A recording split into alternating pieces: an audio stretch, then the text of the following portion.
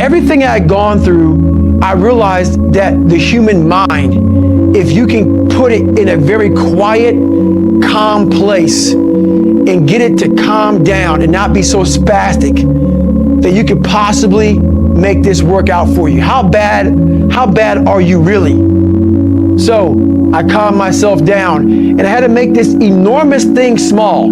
I had 30 more miles to run and my body was in the worst shape in my entire life, the worst pain I ever felt in my life. So I broke this 30 miles thing down. I broke it down to small chunks. I calmed my mind down. I had to get water, had to get potassium, had to get sodium. I had to stop being so dizzy because I had to be able to stand up. So my dizziness went away after about an hour. I was able to stand up now. And I was going around this track at like 30-some minute mile. And I'll never forget my crew person saying, hey, I got to mile 81. They said, you're not gonna make the time. I had 24 hours and I was going so slow, taking so much time. This is when I realized that the human mind, once everything gets connected, once the mind knows you're not gonna quit something, it's gonna try to find more. It's gonna try to give you more. Once it realizes you're not gonna take the path of least resistance, you're gonna stay here until it's done. My mind and my body and my spirit became one for the first time ever. For the first time ever, it became one. And I went to a level that I never thought was humanly possible for myself or anybody else. In that shape that I was in, I was able to run 19 miles. And I ran 19 miles, did 100 miles, actually did one more mile.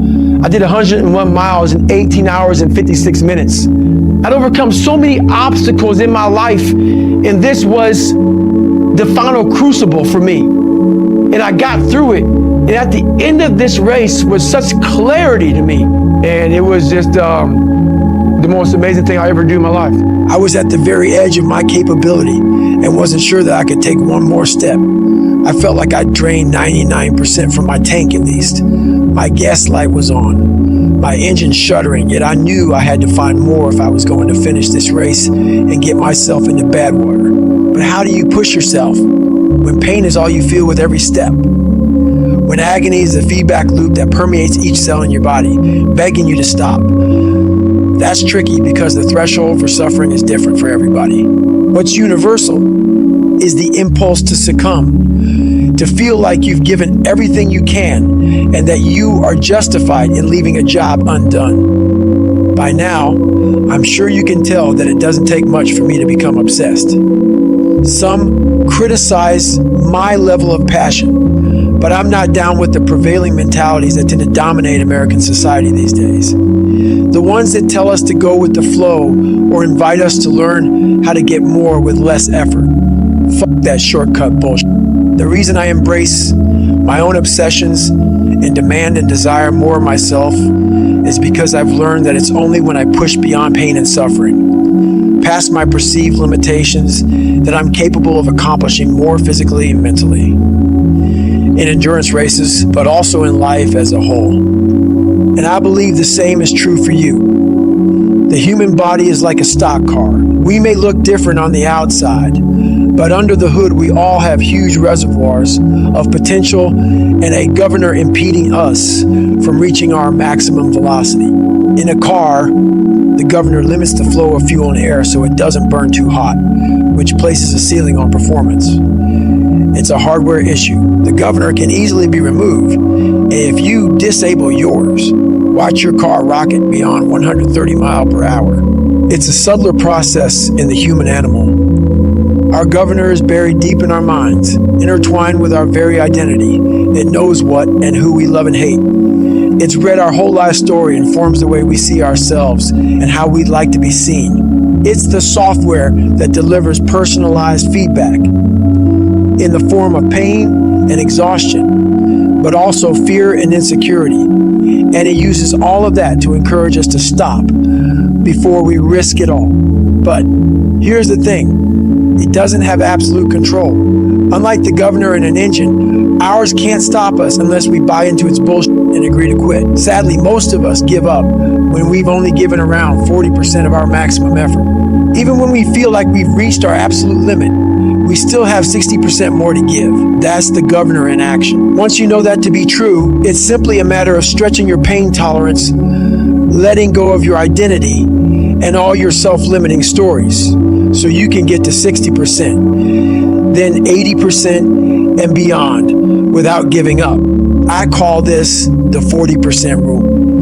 And the reason it's so powerful is that if you follow it, you will unlock your mind to new levels of performance and excellence in sports and in life. And your rewards will run far deeper than mere material success. The 40% rule can be applied to everything we do, because in life, almost nothing will turn out exactly as we hope.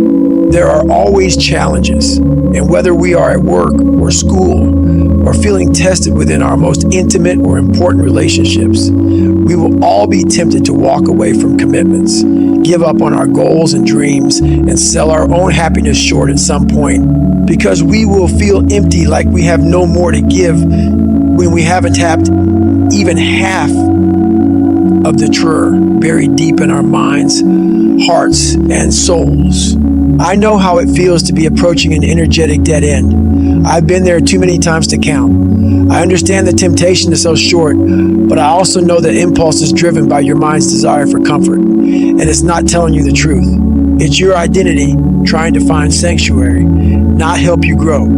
It's looking for status quo, not reaching for greatness or seeking wholeness. But the software update that you need to shut your governor down is no supersonic download.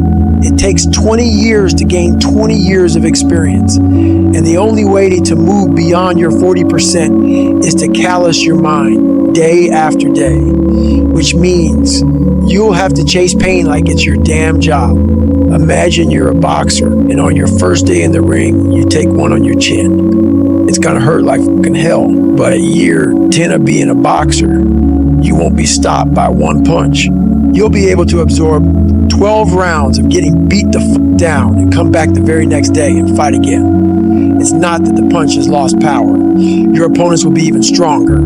The change has happened within your brain. You've calloused your mind. Over a period of time, your tolerance for mental and physical suffering will have expanded, because your software will have learned that you can take a hell of a lot more than one punch. And if you stay with any task that is trying to beat you down, you will reap rewards. Not a fighter. Say you like to run, but have a broken pinky toe. I'll bet if you continue running on it, pretty soon you'll be able to run on broken legs. Sounds impossible, right? I know it's true, because I've run on broken legs, and that knowledge helped me endure all manner of agonies on the ultra circuit, which has revealed a clear spring of self-confidence that I drink from whenever my tank is dry. But nobody taps their reserve 60% right away or all at once. The first step is to remember that your initial blast of pain and fatigue is your governor talking. Once you do that, you are in control of the dialogue in your mind, and you can remind yourself that you are not as drained as you think, that you haven't given it your all, not even close. Buying into that will keep you in the fight, and that's worth an extra 5%. Of course, that's easier listened than done. It wasn't easy to begin the fourth lap of the Hurt 100, because I knew how much it would hurt. And when you are feeling dead and buried, dehydrated, wrung out, and torn the fuck up at 40%, finding that extra 60% feels impossible. I didn't want my suffering to continue. Nobody does. That's why the line fatigue makes cowards of us all. It's true as shit. Mind you, I didn't know anything about the 40% rule that day. The Hurt 100 is when I first started to contemplate it, but I had hit the wall many times before, and I had learned to stay present and open-minded enough to recalibrate my goals, even at my lowest. I knew that staying in the fight is always the hardest and most rewarding first step. Of course, it's easy to be open-minded when you leave yoga class and are taking a stroll by the beach, but when you're suffering, keeping an open mind is hard work. The same is true if you are facing a daunting challenge on the job or at school. Maybe you are tackling a 100-question test and know that you bricked the first 50. At that point, it's extremely difficult to maintain the necessary discipline to force yourself to keep taking the test seriously. It's also imperative that you find it, because in every failure, there is something to be gained, even if it's only practice for the next test you'll have to take, because that next test is coming. That's a guarantee. The 1 second decision is, I had to live through that 1 second decision several times during this race. So this race took me 100 and some hours, okay? And this is what people don't get. For you to finish that race, even though I DNF'd, I still finished in the time. So there's a lot of pride in that. So what I do in that 1 second, because we all think about quitting, it's hard. But what you have to do in that 1 second is hard to process information during pain, because that pain takes over and you can't think rationally. You're thinking about fight or flight, save yourself. That's not a rational thought. It's not a thought that's going to get you through hard times. Most people fail that 1 second. So what happens, what I do in that 1 second, and there's a bigger process to all this, but in that 1 second, I physically stayed in that water.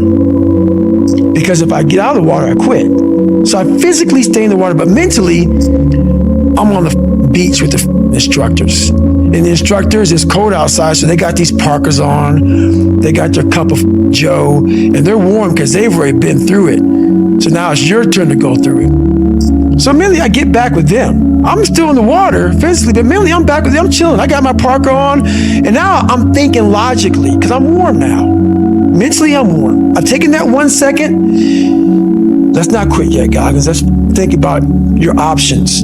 Where are you going to end up if you quit this? Where are you going to go? What are you going to say to yourself? Because you know you're going to get warm. The second you get out of this water, you can take a shower, and you could be warm.